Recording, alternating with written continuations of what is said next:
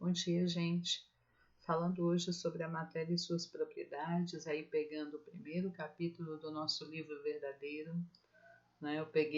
Acabei recebendo um livro errado no início do ano letivo e aí gerou uma confusão.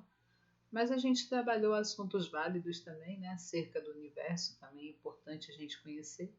E mais à frente, quando a gente chegar nesse assunto, no nosso livro, a gente já vai passar batido porque a gente já conheceu, a gente já estudou.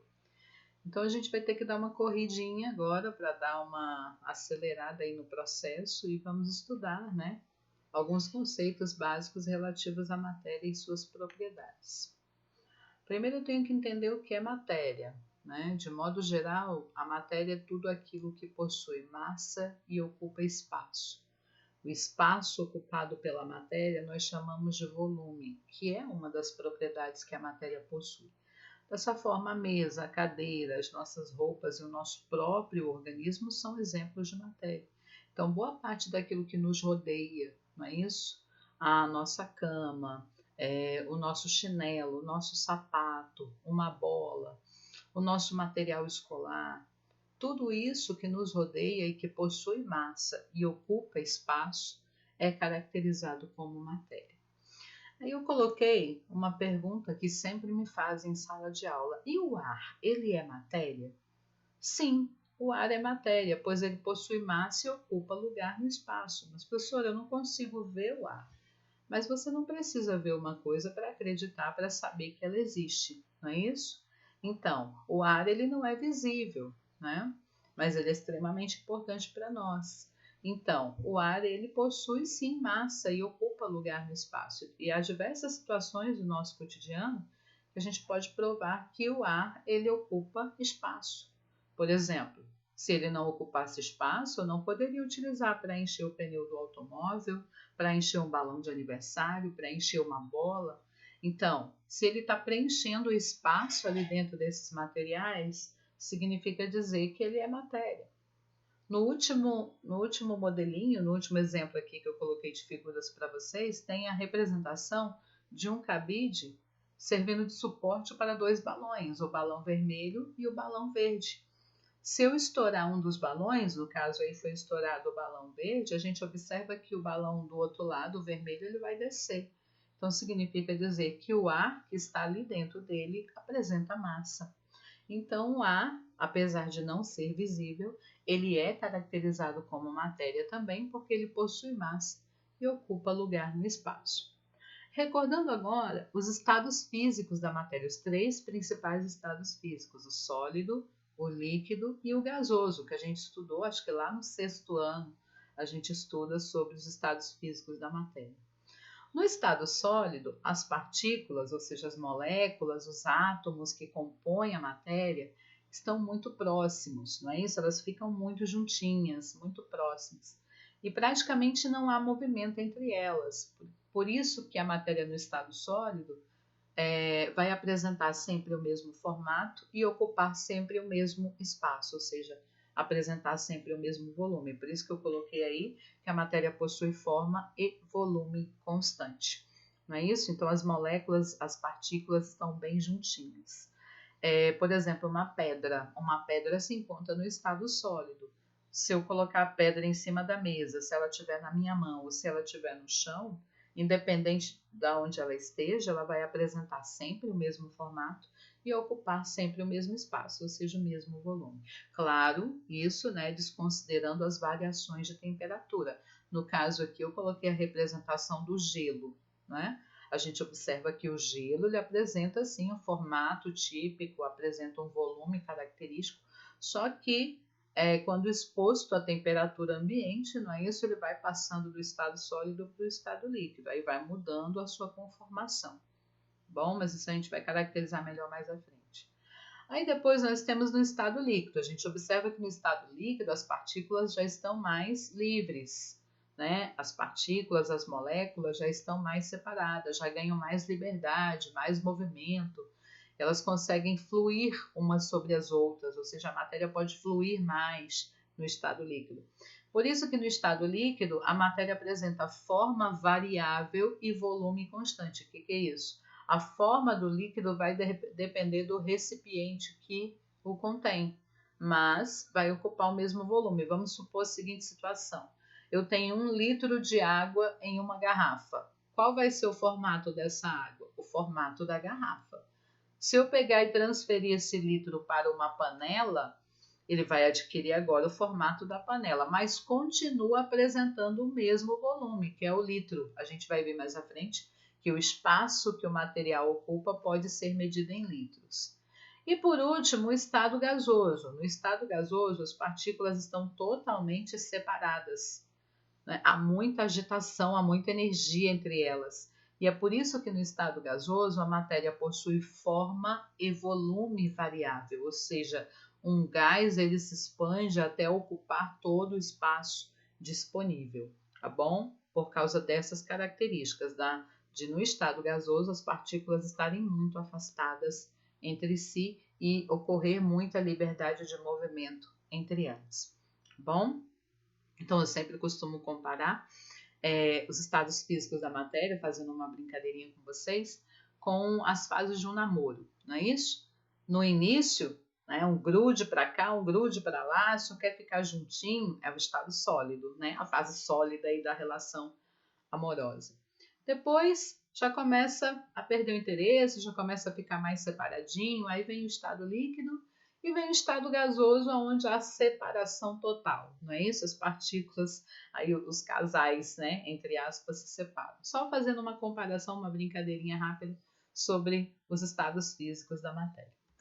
Bom, aí nós vamos para as mudanças de estado físico, que também já foram estudadas lá no 6º ano. A gente viu que existem a fusão, a vaporização, a liquefação, que também é chamada de condensação, a solidificação, a sublimação e a ressublimação. Bom, aqui nesse esquema que eu coloquei do lado, aí no meio eu tenho o sólido, o líquido e o gasoso, tá bom? As mudanças de estado físico que estão aí representadas com a letra vermelha, né, que é a fusão, a sublimação e a vaporização, vão ocorrer com aumento de temperatura.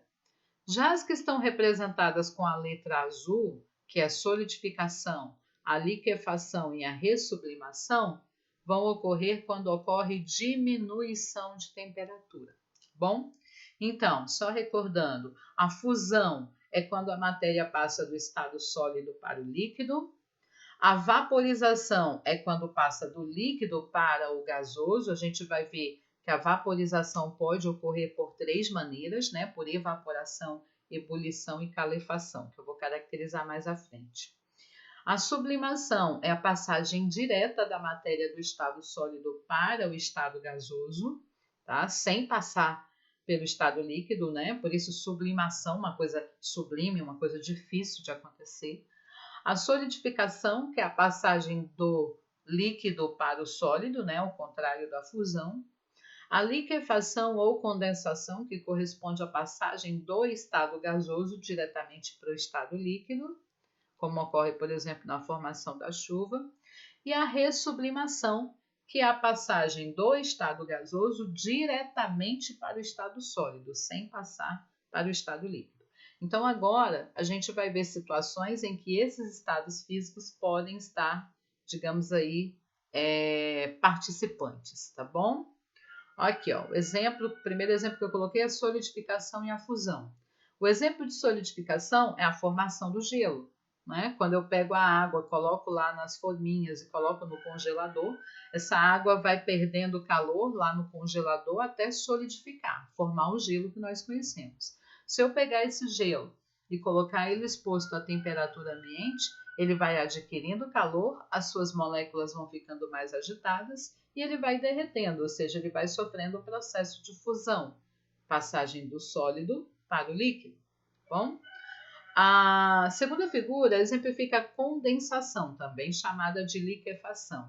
Quando eu coloco água ou qualquer outro líquido gelado em um copo ou em um recipiente qualquer, eu observo a formação de gotículas de água do lado de fora, na superfície externa do recipiente. Como a gente vê aí, a gente diz que o copo sua, né? Em uma linguagem bem cotidiana. O que acontece? Quando eu coloco água ou qualquer outro líquido gelado no copo, a temperatura ao redor do copo diminui. E como nós sabemos, na atmosfera existe certa quantidade de água no estado gasoso, no estado de vapor, como nós chamamos. E aí, como a temperatura diminui, esse vapor de água que está lá na atmosfera, do lado de fora do copo, percebe essa diminuição de temperatura e vai gradativamente passando do estado gasoso para o estado líquido, formando essas gotículas de água que ficam do lado de fora do recipiente. A mesma coisa acontece quando você levanta e dá aquela baforada no espelho e o espelho fica embaçado. Por que fica embaçado? Quando você dá a baforada, com a sua expiração sai vapor de água. Nós eliminamos vapor de água pela respiração. E esse vapor de água, ao tocar as superfícies frias do espelho, se condensa, ou seja, passa do estado gasoso para o estado líquido, deixando ali o espelho ou a vidraça embaçada, não é? Então, essas são situações em que a condensação, a liquefação está presente. Também ocorre a condensação na formação da chuva. Lá no ciclo da água, a gente viu que a água presente na superfície terrestre, ela evapora, né? Passa do líquido para o gasoso, e quando ela chega a uma determinada altitude na atmosfera, em virtude da diminuição da temperatura, ela se condensa, ou seja, ela passa do estado gasoso para o estado líquido, compondo as nuvens que nós conhecemos. Sublimação. Eu coloquei aqui como exemplo o gelo seco e as bolinhas de naftalina. O gelo seco, não sei se você já teve a oportunidade de observar, né, em muitas festas ou em shows, ele é usado nos shows, ele é usado para colocar nos palcos e para dar aquele efeito esfumaçado, característico dos shows. O gelo seco ele recebe esse nome porque ele não é feito de água, tá? Ele é feito de gás carbônico no estado sólido. Estranho, né? Falar gás carbônico no estado sólido, mas é isso que acontece. Em contato com o ambiente, o gelo seco ele não derrete, ou seja, ele não passa para o estado líquido, ele sublima. Ele passa do estado sólido diretamente para o estado gasoso, tá? Formando essa névoa, né? Essa fumacinha aí, que dá um efeito bem bacana nos shows e em algumas festas. Aí outro exemplo de sublimação são as bolinhas de naftalina, que você já deve ter visto ou no supermercado ou até mesmo em casa. As pessoas utilizam as bolinhas de naftalina para colocar nas gavetas, nos armários, né, em alguns cantos da casa, porque ela é um inseticida, né? Ela espanta insetos, como principalmente as baratas. E espanta seres humanos também, porque ela tem um cheiro bem forte, bem característico. Você nunca viu uma bolinha de naftalina derreter, ela nunca vai sofrer fusão. A temperatura ambiente, ela sublima, ela passa do estado sólido diretamente para o estado gasoso. É por isso que, com o passar do tempo, ela vai diminuindo de volume até desaparecer totalmente, tá bom? Então, as bolinhas de naftalina, e à medida que ela vai sublimando, passando do estado sólido diretamente para o estado gasoso, o seu cheiro vai se intensificando, porque a gente viu que uma das características da matéria no estado gasoso é se expandir, se espalhar até ocupar todo o espaço disponível. E o outro exemplo seria a ressublimação, que é o contrário da sublimação, é a passagem, não é isso, da matéria do estado gasoso diretamente para o estado sólido. É o que ocorre em regiões frias, como por exemplo aqui no Brasil, na região sul, agora nesse período do ano que se caracteriza o inverno, com a formação das chamadas geadas, que são bem frias. O que acontece? Na geada, a temperatura diminui tanto que o vapor de água presente na atmosfera ele passa diretamente do estado gasoso para o estado sólido, formando essas partículas, esses cristalzinhos de gelo aí que se depositam sobre a superfície, no caso aí representado sobre a folha. Então, a formação da geada representa a passagem da água do estado gasoso diretamente para o estado sólido, quando há uma diminuição brusca de temperatura, e é caracterizado como ressublimação, certinho? A vaporização é a passagem do estado líquido para o estado gasoso, e é claro, vai ocorrer com aumento de temperatura. A vaporização ela pode ocorrer por três maneiras: por evaporação, por calefação ou por ebulição. A evaporação é a vaporização que ocorre naturalmente à temperatura ambiente, como quando a gente coloca a roupa no varal para secar. O que acontece aí? A água presente nas tramas do tecido vai ganhar o calor, vai absorver o calor do sol, as suas moléculas vão ficar agitadas e vão passando para o estado gasoso. E essa água no estado gasoso vai subindo aí na atmosfera e deixando a roupa seca. Então, é um exemplo de vaporização, que ocorre por evaporação, ou seja, a temperatura ambiente. A calefação é uma vaporização brusca, quando há aumento brusco de temperatura, como água em chapa quente. Se você deixar cair uma gotinha de água numa chapa quente, você vai ver que essa gotinha de água ela meio que frita, né? O calor é tão intenso que as moléculas de água se chocam entre si e forma aquele barulho que parece que a água está fritando mesmo, tá bom? Então é a calefação, quando há aumento brusco de temperatura. E a ebulição, que é quando o líquido ferve. Quando você coloca, está lá preparando o alimento, coloca simplesmente a água para ferver, ela vai entrar em ebulição, ela vai ganhar calor e quando ela chega em uma temperatura de aproximadamente 100 graus Celsius, ela começa a ferver, ou seja, a entrar em ebulição. Bom, então, na evaporação, na calefação e na ebulição, a matéria vai passar do estado líquido para o estado gasoso. O que vai diferenciar é a forma como isso acontece. A evaporação ocorre naturalmente à temperatura ambiente, a calefação é quando há aumento brusco e instantâneo de temperatura, como água em chapa quente, e a ebulição é quando o líquido ganha calor até ferver. Não é isso? Ebulição significa fervura. São os 3 tipos de vaporização. Bom?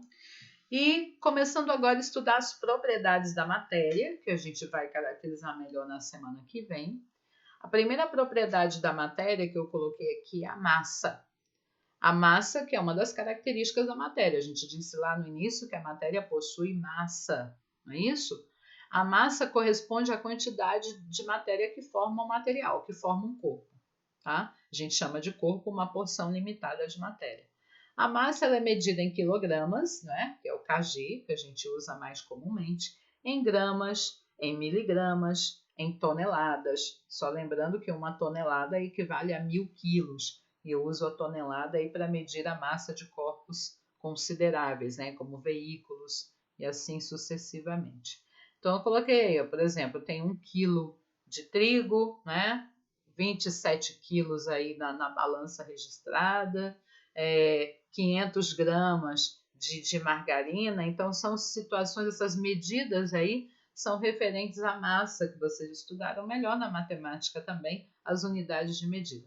E a massa corresponde à quantidade de matéria que forma um material. E a outra característica da matéria é o volume, né? A matéria possui massa e volume. Por que a matéria possui volume? Que volume é esse, professora? É o volume do som? Não. O volume corresponde ao espaço que a matéria ocupa. Ou seja, se eu coloco que a matéria é tudo que possui massa e ocupa espaço, então matéria é tudo que tem massa e volume. Então, volume também é uma propriedade da matéria. Tá bom? O volume é o espaço ocupado pela matéria. E ele pode ser medido também. Ele é medido em litros, tá bom? Usualmente em litros. Por exemplo, quando eu digo que eu tenho 1 litro de leite, eu não estou me referindo à massa do leite, mas eu estou me referindo ao volume, ou seja, o espaço que ele está ocupando. Ele está ocupando espaço relativo aí a 1 litro, não é isso? O mililitro, no caso de medidas de medicamentos, como por exemplo aí na questão do xarope, ó. Crianças de 6 a 12 anos, 7,5 ml, não é? Que é o mililitro, que é a metade desse copinho que a gente vê aí. Adultos e crianças com mais de 12 anos, 15 ml ou 15 mililitros, tá bom? O centímetro cúbico, que é correspondente ao mililitro, são unidades correspondentes. E o metro cúbico, não é? O metro cúbico eu uso para determinar volumes grandes, volumes maiores. 1 metro cúbico é equivalente a 1000 litros, por exemplo. A piscininha, lembra a piscininha da nossa infância que eu coloquei aí, está representada. A piscina que tem a capacidade para 1000 litros de água, então quer dizer que ela tem o volume de 1 metro cúbico, tá bom? Caixa d'água, se eu digo que a caixa d'água tem um volume de 2 metros cúbicos, então cabe 2.000 litros de água ali dentro dela. A gente não vai entrar nesses detalhes de contas matemáticas que vocês já viram, né? Quando vocês trabalharam em matemática, as unidades de medida. É apenas para a gente relembrar que o metro cúbico, que o centímetro cúbico, o mililitro e o litro são unidades de medida de volume, não é isso? Que corresponde ao espaço que a matéria ocupa.